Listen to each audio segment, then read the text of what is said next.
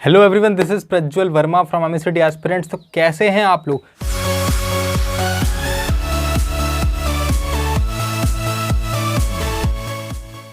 पहली बात तो बहुत बहुत कॉन्ग्रेचुलेशंस कहना चाहूँगा जिन लोगों का यार एडमिशन हुआ है अभी नया नया, जिस कॉलेज में एडमिशन लेना चाह रहे थे उसमें हो गया है। जिनका नहीं हुआ अभी निराश होने की बात नहीं है, सारे कॉलेज में वैकेंसी फुल नहीं हुई हैं, सीट्स फुल नहीं हुई हैं। स्पॉट काउंसलिंग आने वाली है और प्राइवेट कॉलेजेस में भी सीट खाली है, तो वहाँ जाके अपना अप्लाई करती रहिए, ठीक है। उनसे फ़ोन करके पूछे कि सर वैकेंसी है या सीट है आपके पास, तो बुला लो यार हमको, हमें बीटेक मरीन इंजीनियरिंग करनी है या बीएससी नॉटिकल साइंस करना है, डीएनएस करना है, ठीक है। ये वीडियो जो है स्पेसिफिकली है बीटेक मरीन इंजीनियरिंग वाले बंदों के लिए जो अभी अभी फर्स्ट ईयर गए हैं। ये मैं 5 एडवाइस देना चाहता हूँ उन बंदों को जो अभी अभी नए जा रहे हैं कॉलेज में, ठीक है। पहली एडवाइस कि फिजिकली फिट हो जाओ, ठीक है। इतनी कैपेसिटी रखो कि एक बार में 50 स्क्वाट्स कर सकते हो, 30 पुशअप्स के आसपास कुछ कर सकते हो और 2 किलोमीटर की रनिंग कर सकते हो, ठीक है। स्पेसिफिकली आईएमयू कोलकाता और मुंबई पोर्ट कैंपस वाले, ठीक है, ये लोग थोड़ा सा प्रिपेयर्ड रहें क्योंकि यहाँ की वर्कशॉप होती है थोड़ी टफ, ठीक है।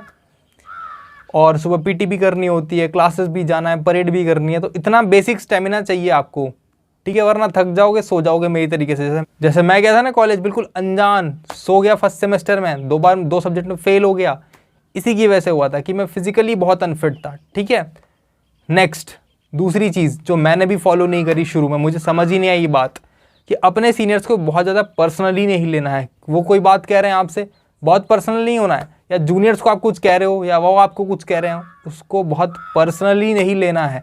उसमें से जो बेस्ट है वो आपको ले लेना है, बाकी छोड़ देना है, ठीक है। जो उससे सीख सकते हो सीखिए, नहीं सीखना है कोई बात नहीं, छोड़ दीजिए उस चीज़ को।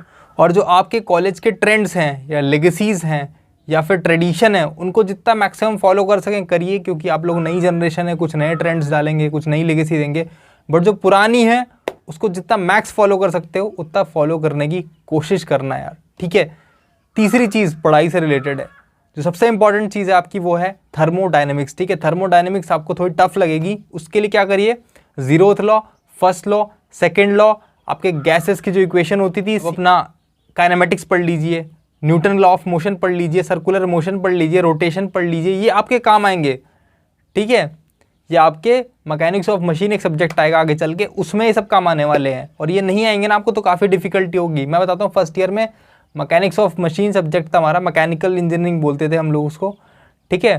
तो उसमें मैं बिना पढ़े गया था, कुछ नहीं, एक शब्द नहीं पढ़ा है मैंने पूरे सेमेस्टर में, बता रहा हूँ मैं आपको।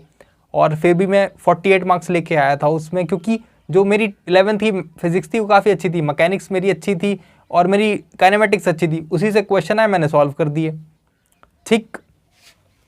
इसके बाद बताते हैं आपको इलेक्ट्रिकल में क्या क्या पढ़ लीजिए यार। इलेक्ट्रिकल सर्किट चैप्टर है, एक करंट चैप्टर है, आपके किरचॉफ लॉ हो गया, ये पढ़ लीजिए आप अपना।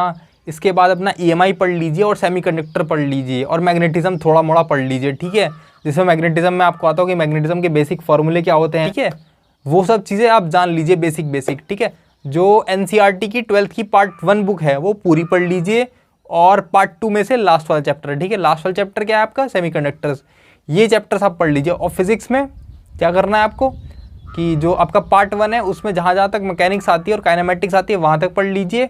और फ्लूइड पढ़ना चाहे तो फ्लूइड पढ़ लीजिए, फ्लूइड काम आएगी आपकी 4th सेमेस्टर से, ठीक है। फ्लूइड मैकेनिक्स एक सब्जेक्ट है, वो भी पढ़ सकते हैं आप। फिजिक्स में आप कुछ भी नहीं छोड़ सकते, ठीक है। 11th में आप पूरा पढ़ लीजिए, उतना आपके लिए अच्छा, जितना मैक्सिमम पढ़ सकते हैं। बट जो मैंने नाम पहले बोले थे वो आपको पहले यूज़ में आने वाले हैं, ठीक है। कॉलेज के टाइम में एक कोई स्पोर्ट्स ज्वाइन कर लेना, यही एडवाइस रहेगी। First year second year enjoy करना, थर्ड ईयर से अगर प्लेसमेंट्स के लिए लगते हैं आप लोग, थर्ड ईयर से अगर आप किसी और करियर ऑप्शंस में जाना चाहते हैं तो अलग बात है, वहाँ छोड़ सकते हैं, आप ड्रॉप कर सकते हैं। But first year second year तो अच्छे से खेलिए, ठीक है। टाइम होता है, सफिशिएंट टाइम होता है, उतना सिलेबस नहीं होता, प्लेसमेंट पर उतना ध्यान देना नहीं होता स्टार्टिंग में, ठीक है। बस मार्क्स अच्छे मेंटेन करके रखिए और फेल मत कीजिए, ठीक है।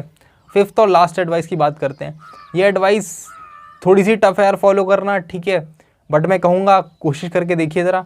फर्स्ट ईयर और सेकेंड ईयर में पढ़ाई अपनी कंप्लीट कर लीजिए, ठीक है। पढ़ते रहिए अपना सेमेस्टर एग्जाम्स के लिए, फेल मत होइए, सब्जेक्ट्स की जानकारी रखिए अपनी।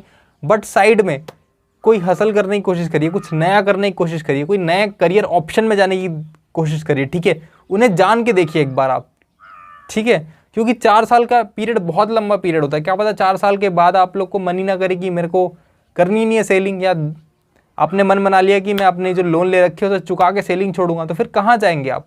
हर किसी की चीज़ किसी के लिए नहीं बनी है सेलिंग, ठीक है, काफ़ी टफ चीज़ है ये, और सबका अपना अपना एप्टीट्यूड होता है। क्या पता आप किसी और फील्ड में ज़्यादा बेटर परफॉर्म करें, तो उसकी जानकारी इसके थ्रू होगी कि आप कई जगह अलग अलग छोटी छोटी जॉब्स करके देख रहे हैं, इंटर्नशिप करके देख रहे हैं, या खुद ही से कुछ स्टार्ट करके देख रहे हैं। जैसे कोचिंग चलानी है, आप बंदों को फ्री में पढ़ाने का एक बार सोचिए, ठीक है, कि आपको फ्यूचर में टीचर बनना है, मान लेते हैं सेलिंग कुछ टाइम करेंगे फिर टीचर बनना चाहते हैं आप, तो क्या करिए, कुछ बंदों को अपनी कॉलोनी के पढ़ाना चालू कर दीजिए, सीईटी के लिए पढ़ा दीजिए यार किसी को आप, ठीक है, कुछ भी करके देखिए, एक बार ट्राई करके देखिए। आईटी सेक्टर में जाना चाहते हैं, कोडिंग सीखने का देखिए आप।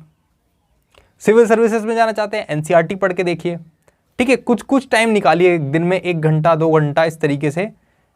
फर्स्ट ईयर में थोड़ा मुश्किल होगी ये चीज़, बट सेकेंड ईयर में तो ये चीज़ कर सकते हैं आप बिल्कुल आराम से, कोई दिक्कत नहीं होनी चाहिए इसमें।